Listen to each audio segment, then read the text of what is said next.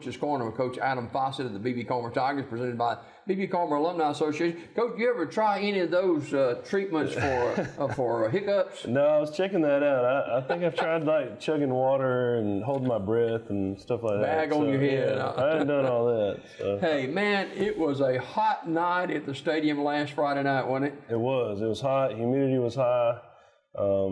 It was a long night, but a successful night for sure. I've never seen as many players cramping up. Not a whole lot for B.B. Comer, but Dable had a lot of players cramp up. Yeah, I'll tell you, I was impressed with how well our guys held up.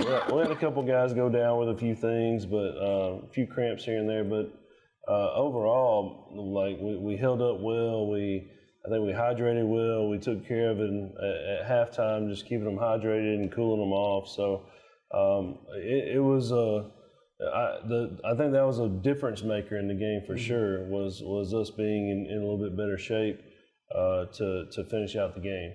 35-21, B.B. Comer over Dadeville. You get out of the gate good.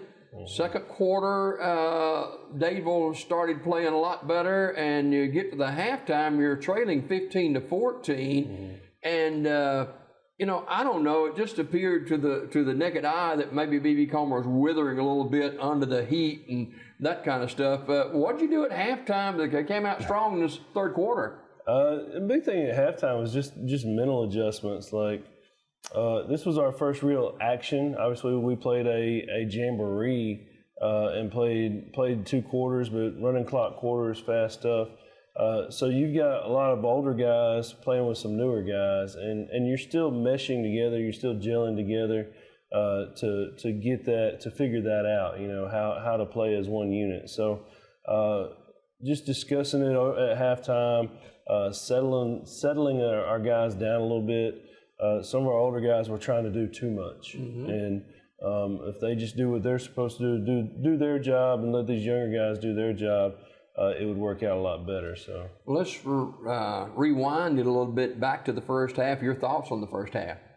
I was very impressed with how we came out so fast, and the errors is what really put us in a bind late. So we go up 14-0 and kick off, and the returner doesn't field the ball. One of my kickoff guys runs right by it. He doesn't, the ball's there, he runs right by it. If he jumps on that ball, you go up 21-0, you're talking about a different outcome. Okay, we had a couple fumbles that hurt us, that could have led to scores. So you look at some tributes to that, and then you just look at some crazy plays. So one of Dable's biggest plays in the first half was a fumble. We had the guy stuffed. He fumbles, and it lands right in the quarterback's hands, and he takes off for about a 40-yard gain. So that kind of broke our will a little bit, and they go down and score on that. Late in the half, we have some exchange issues, and that drives me crazy. Like we have 2 different centers. Alex Cunningham starts for us. Ethan Price comes in and plays for us, and our quarterbacks know Ethan's got a fastball. He's going to get it back there, and honestly, that's about the speed you want it to get back there, but you want it to be consistent every time. So first snap was high, and then the next 2 snaps I felt like quarterback. 3 in a row. Yeah. The next 2 snaps was on the quarterback. He could have handled that, but you go from 1st and 10 to 4th and 40, and you're punting out of your own end zone. As a head coach, you don't walk into halftime happy with that. Yeah, I guess not. I've never seen 3 straight snaps like that. But you get to halftime, you're down 15-14. You come out in the second half playing much better than the third quarter. Yeah, we played well in the third quarter. I think we'd settled down. Kamord comes out and gets a couple good runs. We're able to get some production out of a young guy, Cam Gaddis. I don't know what the odds were of Cam Gaddis scoring the first touchdown of the season for us, but I would imagine it was a long shot. He's a little bitty guy. He is. He runs well. He sees well. Has great vision. Honestly, he reminds me of Raphael Johnson when he played when I first got here. So, but Cam's a good switch up for us. Ran the ball well. We talk about the different weapons we have. At one point in time, we put Kimura at a sniffer, and he set the edge for us, and Devin gets a big gain off the edge rather than Sims in the backfield. So, we have a lot of different weapons. Up front, still a lot of room for improvement, but I felt like we got better, and we've gotten better this week as well. So defensively, you only give up a touchdown in the second half. Mm-hmm. Yeah, just gave up one score in the second half, and by the end of the game, like when we got up 3 scores, we knew, just based on what we saw, we knew that they couldn't score quick. So we started playing subs, started spot playing some guys. Defensively, we played over 20 guys. Mm-hmm. So it was a good experience for those guys. And plus, it's, you look at scores and you everybody wants shutouts. You want to give up the fewest amount of points and things like that. In a game like that, you want to score more points than the other team. You want to get out of there unhurt, and you want to get that game taken care of, because we wanted to get our guys off the field as soon as possible, because there's a long season ahead. Talk about your quarterback and his play in the first week. Both of them, I thought both of them did well. We're running a 2-quarterback system right now, because both of them bring something to the table. So you look early on, Ray throws a ball up, and who's there to make a great catch but Devin? And he goes over the top of 2 guys, catches the ball and scores. And then second half, Devin comes in and makes some great runs and some great reads and does some good things with his feet. So that was a key part of that second half early on. Yeah, no doubt. And Devin's just a natural. He's a natural leader. I mean, he's got, he's the guy we go to when we're like, hey, this has to be done. We need you to lead this offense and go score. And late in the game, he was, even when the game was in hand, he was begging my offense coordinator, Coach Pike, to give him the ball. And at that point in time, we were just trying to. Honestly, we're trying to chill. It's good he wanted it, though. Yeah, it is. And you look at that last drive, we go on a 4.5-minute drive, and he makes some good plays with his feet. A couple times people giving him a hard time for going down, like he'd run up and slide, but that's what, like, live to play another down. I don't care what anybody says to you, just get down. Don't let them hit you, especially late in the game. But he just knows he knows the game. Hey, I'm going to stay in bounds. I'm going to slide. I'm going to, he knows all that stuff. And he can orchestrate that. He sees the play clock. He knows when to snap the ball. Like he makes a coach's job easy when he's on and doing the things that he's capable of doing. 35-21, B.B. Comer over Dadeville.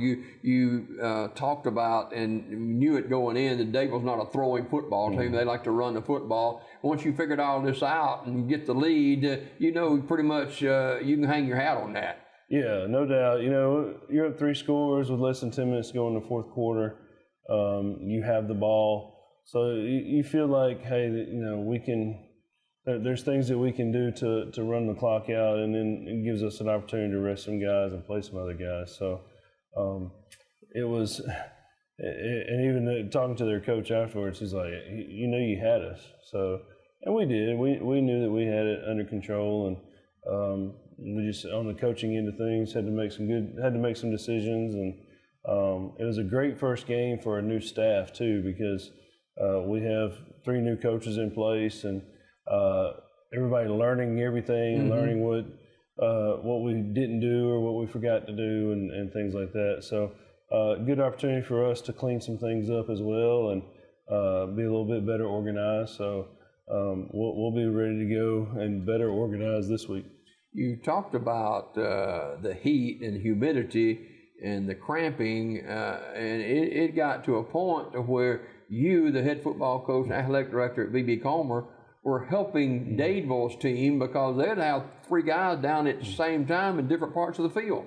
Yeah, we want to take care of those guys, take care of the kids. Obviously, at one point in time, there was a kid down and both legs were cramping, and the trainer was like, "Well, I can only stretch one of them at a time." I said, "I got you. I'll get the other one." So stretched him out and just helping him out the best I can. there was another player that went down on our sideline, and it was after the entire team. I think they tackled Kamor, and he's like, somebody punched me in the throat. I said, well, buddy, it was one of your teammates because we didn't block nobody. Your entire team tackled him.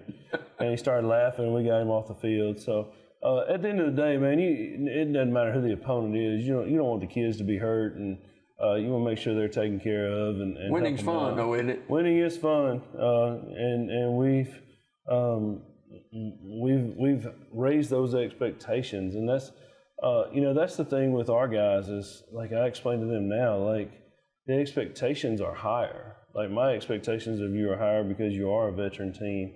It has really nothing to do with what happened last year, but more so that, hey, there's 12 seniors on this team, and you guys have been through the program since 8th grade. Like my expectations are through the roof for you. So we've really kind of tightened the screws on that and kind of pushed them this week and gotten after them this week. Well, the last time Childersburg beat B.B. Calmer, you were the coach of that Childersburg team. Another matchup coming up tomorrow night. That's true. That is true. Another matchup tomorrow night. Another, I think it's one of those games that will be, it should be a packed house. I mean, you're talking about two 1-0 teams that are 8 miles apart, 9 miles apart. So I think it's going to be a good matchup, a very improved Childersburg team. Coach Johnson's got a group down there that's... And you're good friends with Coach Johnson. Yes. Yeah, we're good friends. I want him to go 9-1 every year. Mm-hmm. I really definitely don't want him to win this week, but if he wins the rest of the season, that's fine. But good friends. We haven't talked a lot this week. We'll talk a little bit either today or tomorrow morning and kind of leave it at that. But at the end of the day, we have an opportunity to win 4 straight against Childersburg. I've emphasized that with our seniors, is you got a chance to get a clean sweep and win 4 out of 4 in your high school career. So we go there. We've got to be mentally and physically ready to go and finish out practice today with a good practice. And there's a few things that we still have to work on, but Childersburg's better. And looking at tape of Childersburg, what do you see that concerns you? Quarterback, running back are athletic. They can move and they can hurt you with their feet. They have a couple receivers that can hurt you with their feet and catching ability. Their size, they're massive. I mean, they have a large front on the offensive side and defensive side of the ball. So a lot of big guys. And they move around well. Linebackers move well. They read well. So we're going to have to execute and do all the things right to be successful. We're not just going to be able to show up and win the game. Maury Harris, the senior running back who is committed to Memphis, I had forgotten how good a tackler he was. Mm-hmm. And he lowered the boom on 3 or 4 different guys, and there was no question about that tackle either. Yeah, he had some really good tackles, especially first game out, and just making some good reads. And being honest with you, he made some guys that were out of position look a lot better by making those tackles. We've got to get him, got to get the guys around him a lot better to help support him. But yeah, he made some really good tackles defensively, made some amazing runs offensively. Like, going from last season to this season, you're like, how much better can he get? Like, he's pretty dang good now, but I felt like he had a different gear, just running the ball and just getting to the ball defensively. During the broadcast, I said, how did he do that? Yeah, like it's impressive to see how much even better he is from last year. So, and we're in week, we're week 1. We got 9 more games, and if he continues to improve over the next 9 games, I feel good about our chances. All right. Coach Adam Fossett, the head football coach and athletic director of the B.B. Calmer Tigers, our guest. The Tigers travel over to Childersburg to take on Johnny Johnson's Childersburg Tigers. Kick at 7 o'clock.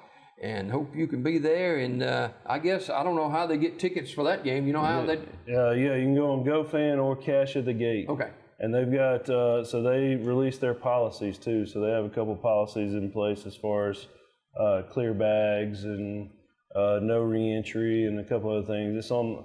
I posted on the Comer Athletics page, so it's posted on that on Facebook.